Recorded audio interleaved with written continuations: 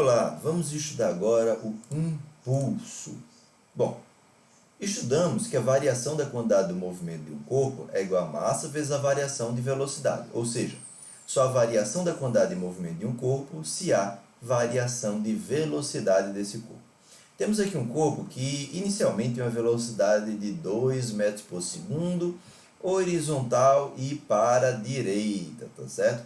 Sabemos que naturalmente, esse corpo deveria permanecer com essa velocidade de 2 metros por segundo em um movimento retilíneo uniforme.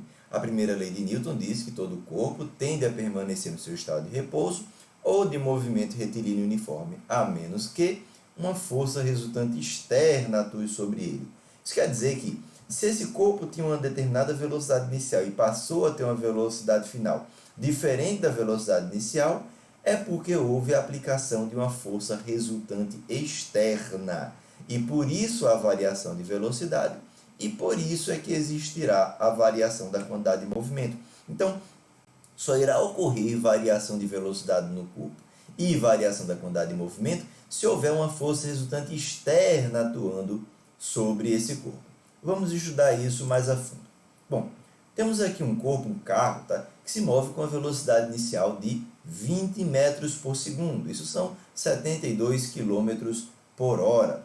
E esse carro, depois de um determinado tempo, ele está em repouso, ele para, tá bom? Então o carro vinha com determinada velocidade e parou em um determinado tempo. Ora, existem muitas formas desse carro ter essa velocidade e depois de um tempo desse carro parar, tá? Duas formas dele fazer isso seria através de uma freada repentina. Então esse carro se depara com algum obstáculo, o motorista avista um animal na pista, alguma coisa do tipo, e ele aciona rapidamente o freio, tá certo?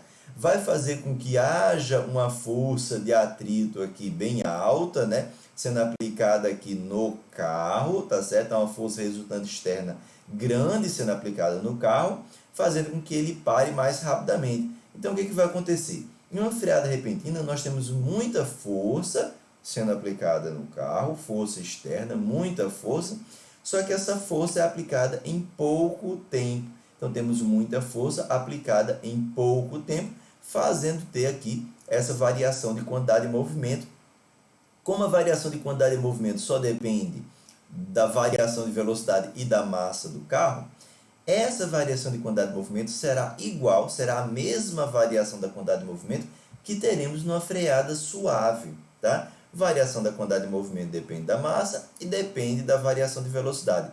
Como a massa é a mesma e a variação de velocidade é a mesma, o que muda é que na nossa freada suave teremos uma pequena força, teremos pouca força, sendo aplicada durante muito tempo, para termos exatamente a mesma variação de quantidade de movimento.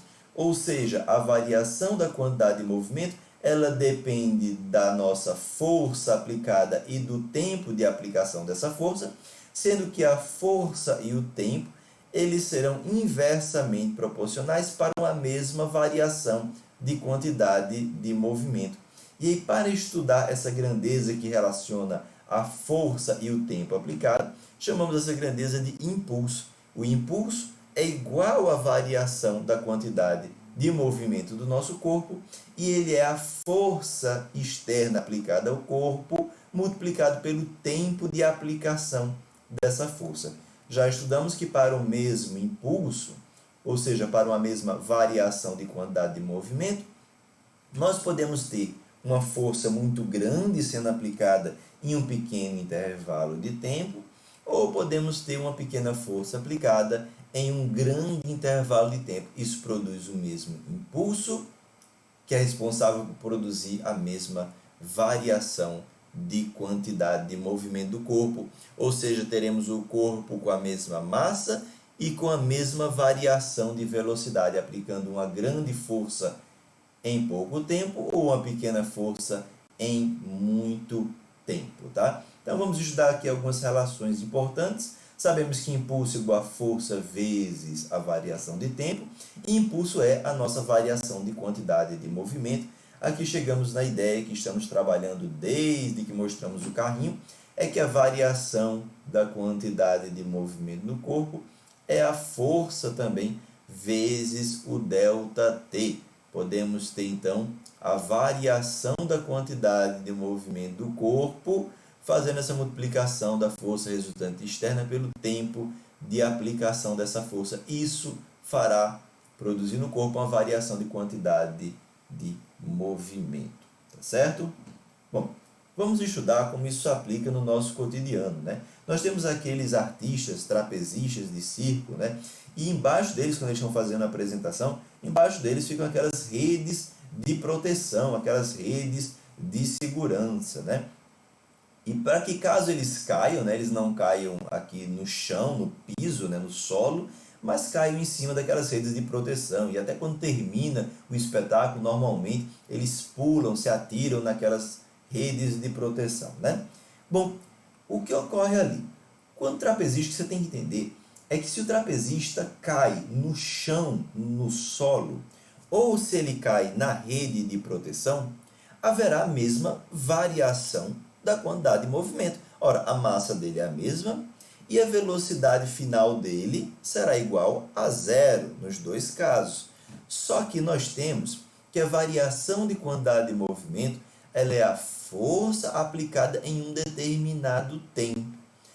Quando temos a rede de proteção, o que a rede de proteção faz é que, como ela estica, professor, ela faz com que o tempo de aplicação da força seja prolongado. Então, ela aumenta o tempo de contato, o tempo de aplicação dessa força, o tempo do choque. Como ela aumenta esse tempo, faz com que a força aplicada no corpo do trapezista possa ser bem menor.